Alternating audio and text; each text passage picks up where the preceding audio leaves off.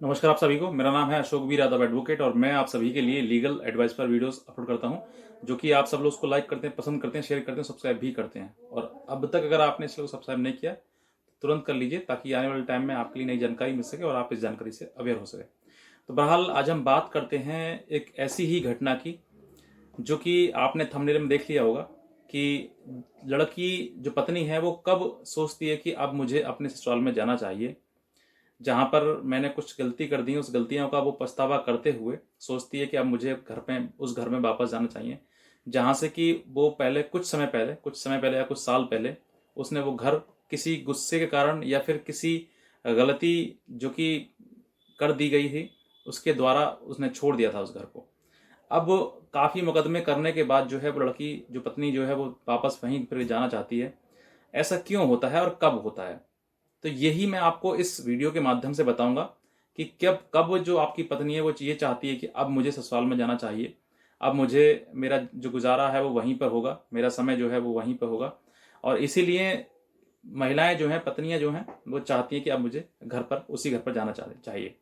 हालांकि ये सभी महिलाओं पर लागू नहीं होता है। कुछ महिलाएं जो अपनी मानसिक क्रूअल्टी यानी कि जो उनके दिमाग में जो गुस्सा होता है, गुस्सैल टाइप की जो होती हैं, उनके दिमाग में ऐसी चीजें होती हैं और पहले वो कहीं ना कहीं इस प्रकार की गलती करती हैं जिससे कि उनका घर टूट जाता है और बाद में पछताने के बाद फिर सोचती हैं कि अब मुझे उस घर में जाना चाहिए।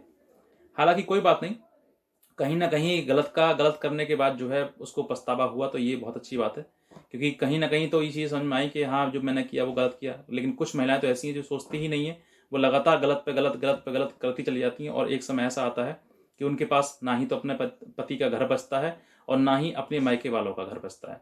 क्योंकि वो भी कहीं ना कहीं ये सोचते हैं कि आज न तो कल इसको मायके ससुराल में जाना चाहिए, लेकिन वो वहीं पर अपने मायके में ही अपना समय गुजारती रहती है और वो बोझ बनी रहती है अपने माँ बापों पे और अपने परिवार पे, जहाँ पर उन्होंने इतनी खुशी से धूमधाम से अपनी बेटी को विदा करने के लिए शादी करी और किसी कारण से, चाहे वो गुस्सा हो या किसी और कोई कोई कारण हो, उसने वो घर छोड़ दिया, क्योंकि वो चीज़ें सब कुछ ना ही तो सहन कर पाई और ना उस घर में अपना स्थान, अपनी जगह बना पाई। तो आज हम इसी टॉपिक पर बात करेंगे कि किस किस कारण से बाद में महिलाएं चाहती हैं। हालांकि कुछ हैं इसमें, सभी नहीं सम्मिलित। कुछ महिलाएं जिनकी वजह से आज कोर्ट भी परेशान है, कोर्ट को भी कहीं ना कहीं इन सब चीज़ों का सामना करना पड़ता है। वहाँ पर लड़ाई झगड़े, पारिवारिक चीज़ें कोर्ट में ही हो जाते हैं कभी कभी। तो ये चीज़ें, लड़ाई दंगा जो है वो वहाँ पर भी हो जाता है, ऐसा कई बार हुआ है। तो अब आज मैं यही बताना चाह रहा हूँ आपको लिए कि महिलाएं जो हैं, पत्नी जो हैं, पतियों के लिए कब चाहती हैं कि अब वहाँ पर घर जाना चाहिए। इससे पहले मैं अब ये कहना चाहूँगा कि अगर आप इस चैनल पर नए हैं तो तुरंत सब्सक्राइब करें और आगे भी इस वीडियो को फॉरवर्ड करें, बढ़ाएं आगे, ताकि और भी लोग, और भी जो पति हैं जो आज प्रताड़ित हैं अपनी पत्नियों से, उनको भी एक नई जानकारी मिल सके और एक सुझाव मिल सके, ताकि वो अपने आने वाले जीवन को सुधार सकें, सही कर सकें। बेसिकली देखा गया क्या गया कि पति पत्नी में झगड़ा होता है। अब झगड़ा किसके कारण होता है? पत्नी की क्रूरल्टी है या फिर पति की क्रूरल्टी है। कहीं पर पति गलत होता है तो कहीं पर पत्नियां भी गलत होती हैं। ज़्यादातर केसेस में आज के टाइम में जो देखा गया है कि वो पत्नियों का है, क्योंकि सबसे ज़्यादा जो कानून है सेक्शन 498A या फिर DB या फिर मेंटेनेंस जैसी कानून है, जो कि पत्नियों को एक सहारा देने के लिए, उनको सेफ्टी देने के लिए बनाया गया था। लेकिन आज उसका धड़ल्ले से मिसयूज हो रहा है और गलत तरीके से उसको यूज कर रही हैं। क्योंकि ऐसे मेरे पास भी आप कमेंट भी पढ़ सकते हैं वीडियो के नीचे कि बहस, ऐसे बहुत सारे कमेंट जो आए हैं जो ये कहते हैं कि सर मेरी पत्नी मुझे मुझ पर झूठा केस करने की मुझे धमकी देती है, कहती है कि तुम्हें और तुम्हारे परिवार को जेल भिजवा दूंगी। तो सर बताइए कि क्या करा जाए, किस तरीके से इन चीज़ों से बचा जाए। तो हालांकि इससे कोई बचने का रास्ता नहीं है आपके पास में, लेकिन फिर भी आप इन सब चीज़ों को समझ सकते हैं और इन सब चीज़ों से बच सकते हैं। अगर आप ये वीडियो और मेरी और भी बहुत सारी वीडियोज़ हैं, अगर उनको देखेंगे तो आप डेफिनेटली, आपको एक राह मिलेगी, एक रास्ता मिलेगा कि आप अपने जीवन को किस तरीके से एक अच्छे मोड़ पर ले जा सकते हैं। तो जब ये जो कॉमन डिस्प्यूट है, मतलब लड़ाई झगड़ा होता है पति पत्नी में, अब वो उसके पीछे हालांकि केस का जो हवाला दिया जाता है वो तो यही कहा जाता है कि मुझे मुझे मारा पीटा, केस, मुझे दहेज मांगा गया और मुझे इस तारीख को बाहर निकाल दिया गया इस घर से। तो ऐसे एलिगेशन है तो होते हैं जो कि कॉमन होते हैं। हर कॉमन एप्लीकेशन में यही लिखा जाता है कि मेरे पिता ने जो अपनी हैसियत के अनुसार दान दहेज दिया, सब कुछ किया मेरे ससुराल वालों के लिए, लेकिन वो फिर भी किसी प्रकार से खुश नहीं हो पाए। तो फिर उसके बाद उन्होंने जो है मुझे घर से निकाल दिया। ऐसी कॉमन जो कंप्लेंट है वो सामने आती हैं। अब हालांकि बात इसके पीछे कुछ भी हो, आपसे दहेज मांगा या फिर नहीं मांगा, हो सकता है कि आपसे मांगा गया हो सकता है नहीं मांगा, झूठ आपने लगाया है, ऐसा भी होता है। लेकिन यहां पर आप जब जाते हैं थाने में तो सेक्शन 498A और 323 506 में इस तरीके के 3/4 DP एक्ट में आप एक FIR दर्ज कराते हैं अपने पति और पति के परिवार वालों के खिलाफ। और उसके बाद उसका स्टार्ट होता है इन्वेस्टिगेशन, और फिर उसमें बहुत सारी चीज़ें स्टार्ट होती हैं, बयान वगैरह होते हैं आपके, जिसमें कि आप अगर आपने एक बार झूठ बोला है तो उसको आपको कम से कम 100 बार मतलब झूठ पे झूठ उसको बोलना पड़ेगा, क्योंकि एक झूठ को छिपाने के लिए आपको 100 झूठ और साथ में उसके बोलने पड़ेंगे, ताकि वो झूठ जो है वो सच की कैटेगरी में आ सके। लेकिन फाइनली जो बात होती है वो झूठ तो झूठ ही होता है, क्योंकि पकड़ा जाता है। आप ना तो कल आप मुझे कोई केस उठा कर दे दो तो डेफिनेटली बता दूंगा कि इसमें क्या क्या झूठ बोला गया। लेकिन बहुत सारी जब बयान स्टेटमेंट सामने आता है ना, जब कोर्ट में सामने आते हैं, तो फिर लड़कियां कतराती हैं बयान देते हुए, क्योंकि झूठ बोला है तो कहाँ तक उसको सच करेंगे। तो फिर वो केस जो पेंडिंग ज़्यादा रहता है, उसको वो समय पर उसका डिस्पोजल भी नहीं हो पाता है कि क्या उसमें निर्णय आए, क्योंकि फिर वो गवाही से बचते हैं, गवाही से बचते हैं तो फिर कोर्ट उनको बुलाता है ज़बरदस्ती। तो ऐसी चीज़ें हैं जो आपको जान लेनी चाहिए कि कब जो पत्नी है वो अपने पति के घर आना चाहती है। अब मैं आपको बताऊँ, क्योंकि ज़्यादातर ये भी देखा होगा कि पत्नी जाना चाहती है लेकिन फिर भी वो केस कर रही है। पत्नी से अगर पूछोगे आप कि आप जाना चाहते हो तो कहाँ जाना चाहती हूँ, लेकिन आपने 498 के और मेंटेनेंस के और DB के इतने केस कर डाले कि अब उनके उसके करने के बाद आपका रास्ता ही नहीं बचा वहां पर पहुंचने का, कि आप उस जगह जाएंगे तो किस तरीके से जाएंगे, क्या आप समझ के जाएंगे कि अब मैं केस करूंगी कि नहीं करूंगी। हो सकता है कि आगे आने वाले टाइम में आप कोई और को भी केस मनगढ़ंत बना दें, जो कि आपने सेक्शन 498A का बना दिया। तो ऐसी समय पर कब ये चीज़ें होती हैं कि कब पत्नी जो है परेशान होकर अपने पति के घर पर जाना चाहती है, तो मैं आपको वो बेसिक चीज़ें बताने जा रहा हूँ कि सबसे पहले तो ये है कि केस करना, यानी कि पत्नी किसी भी बात में लड़ाई झगड़ा करके वहां से आ गई, अपने मायके में आ गई, या कुछ और मान लीजिए पति गलत है, पति ने प्रताड़ित करके उसको निकाल दिया, ऐसे मान लीजिए कुछ भी है। लेकिन यहां पर जो है वो केस सेक्शन 498A, यानी कि जैसे दहेज प्रथा का केस उस पर कर दिया, पति के ऊपर कर दिया, फिर सेक्शन 125 का CRPC के तहत कर दिया, फिर डोमेस्टिक वायलेंस का कर दिया। कुछ महिलाएं जो ज्यादा ही उनके साथ वो ज्यादा सोचती हैं कि अब सेक्शन 498A में कुछ नहीं होगा, तो फिर उन पर 354 लगा देते हैं पति के परिवार पर, या फिर 376 या फिर 377 के साथ लगा देते हैं। तो ऐसे इतनी मतलब ऐसी घटना जो कि कहीं से कहीं तक नहीं हुई है वो आप लिखवा देते हैं उसमें।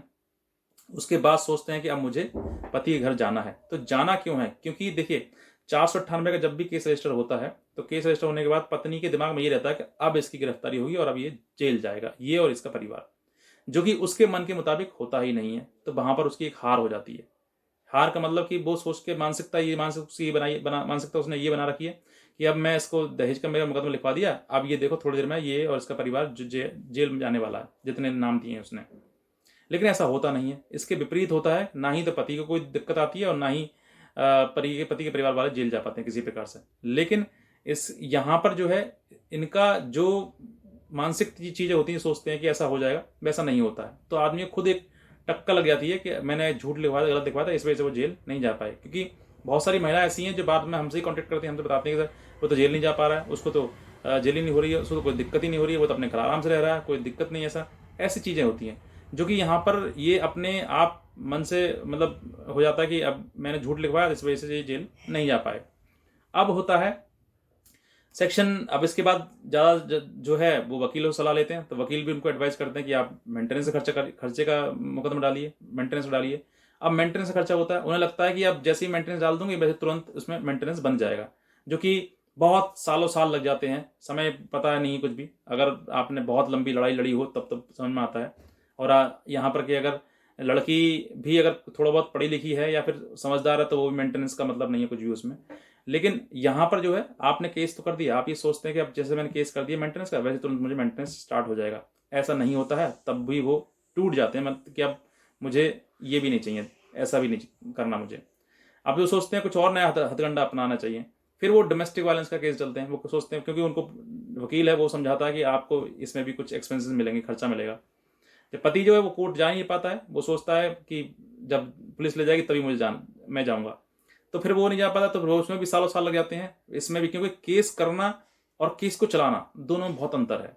केस करना आपने आसानी से केस कर दिया, लेकिन उस केस को चलाने के लिए आपको अपना समय, अपना पैसा और अपनी हर चीज़ उसमें लगानी पड़ेगी, ताकि आपको उसमें रिलीफ मिल सके। रिलीफ कहाँ है, मतलब कि आपको वो जो चीज़ आपने डिमांड की है वो चीज़ आपको मिल सके। लेकिन ऐसा वहाँ पर भी नहीं होता है। बहुत सारी ऐसी पत्नियां हैं जो झूठा कर तो देती हैं, लेकिन बाद में फिर पीछे हट जाती हैं, फिर कहती हैं छोड़ो, जो हो गया सो हो गया, खत्म करो। क्योंकि करना केस और केस को लड़ना जमीन और आसमान का अंतर है। केस करना बहुत आसान है, आसानी से आपने 498 कर दिया, आसानी से आपने डोमेस्टिक वायलेंस से कर दिया, आसानी से ही मेंटेनेंस का आपने कर दिया। लेकिन उस केस को लड़ना, हर तारीख पर जाना, हर तारीख पर जाकर अपनी बात कहना, वकील को पैसा देना, फीस देना उसको, वकील को, कोर्ट में कभी हड़ताल है तो कभी तारीख है, कभी इसकी छुट्टी तो कभी उसकी छुट्टी, ऐसे हो जाती है। आप जाते हैं वहाँ तक, जाकर परेशान होकर घर वापस आते हैं। आप सोचते हैं कि आज इसमें मेंटेनेंस बन जाएगा, लेकिन ऐसा होता नहीं है। तो ऐसा जो जो प्रक्रिया है ये बहुत ही ज़्यादा लेंदी और लंबी होती है। इसीलिए महिलाएं जो हैं इन सब चीज़ों से हार कर कि सोचती हैं कि अब कुछ नहीं है, क्योंकि इतना समय हो जाता है, 5 साल 6 साल 10 साल तक 20 साल तक हो जाते हैं, पूरी उम्र गुजरने को होती है वहाँ पर उस मायके में ही, जिन्होंने अपने माँ बाप ने उनको शादी करके ससुराल में के लिए भेजा कि तुम ससुराल को जाओ, वो आके घर वापस ही बैठ गई। तो यहाँ पर फिर जो है वो मन किसी न किसी प्रकार सोचते हैं कि अब छोड़ो, इसमें कुछ नहीं होने वाला, क्योंकि कानून भी ये सोचती है कि कहीं ना कहीं इनका समझौता हो जाए, पत्नी अपने घर चली जाए। ऐसा नहीं सोचती कभी भी कि ठीक है इसको यहीं रखो और मेंटेनेंस लगातार बनाते रहो। वहाँ भी बहुत सारे सवाल पूछे जाते हैं, जिनके आंसर आपको देने होते हैं प्रॉपरली, जिससे कि कोर्ट सेटिस्फाइड हो सके। अगर कोर्ट सेटिस्फाइड नहीं होगा तो फिर आपका उस जो मेंटेनेंस वगैरह है, क्योंकि मेंटेनेंस में भी अब बहुत सारे लॉज आ गए हैं। ऐसा नहीं है कि एकदम से जाते ही पत्नी मेंटेनेंस का केस कर दिया और मेंटेनेंस हो गया। मेंटेनेंस के लिए भी बहुत ज़्यादा लंबा समय और बहुत ज़्यादा पैसा और बहुत सारी दिक्कतों का सामना करना पड़ता है, जिनकी वजह से तब जाके कहीं पति के खिलाफ केस जो मेंटेनेंस बन पाता है। और वो भी फिर उसके लिए भी रास्ते बहुत सारे हैं जो बच जाता है इन चीज़ों से।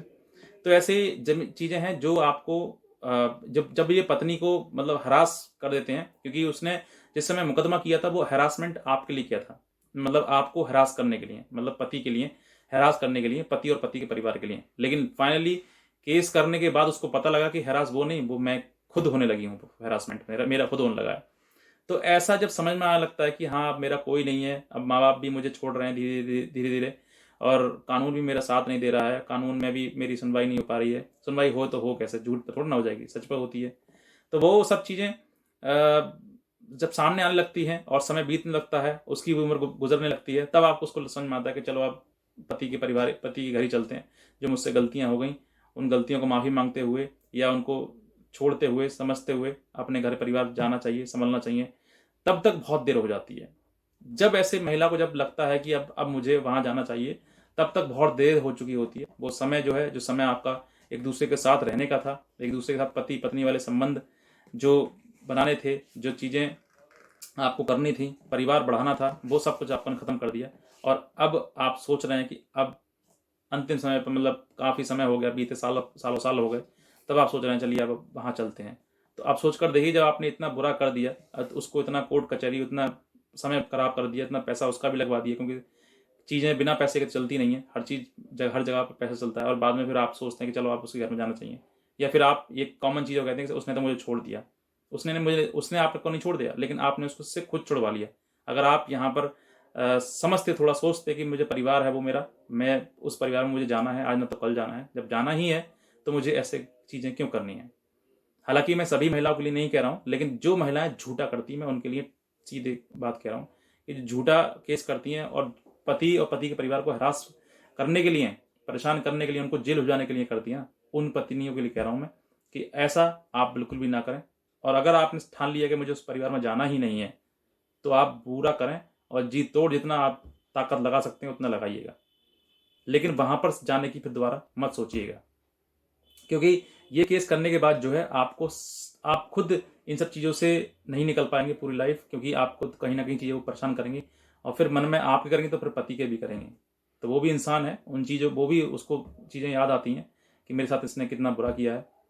तो अगर इसका इतना होने के बावजूद भी अगर आपका पति ये कह रहा है ना कि मुझे तुम्हारे साथ रहना है, तो आप बेशक रहिएगा और ये सब चीज़ खत्म करके रहिएगा।